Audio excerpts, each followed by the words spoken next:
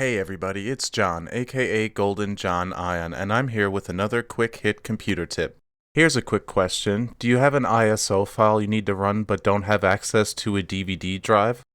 Well, don't you worry. In this video, I'm going to show you how. From a browser, search for the software Power ISO. Now navigate to the download page and save Power ISO to a familiar place.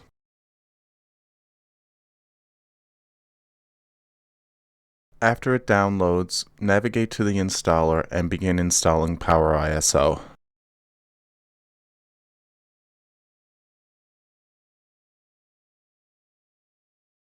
Once it installs, you will need to reset your computer for Power ISO to finish installing. After logging back into your computer, navigate to your ISO file and right-click it. Select Power ISO, then click Set Number of Drives and set it to the number you require. This will create a virtual DVD disk drive for you. Now right-click on the ISO once more, then select Mount Image to connect your image to the virtual drive and give it the ability to open as if it was a real disk being inserted into a physical disk drive. And there you have it. You can now access the ISO files to either view, install, or run.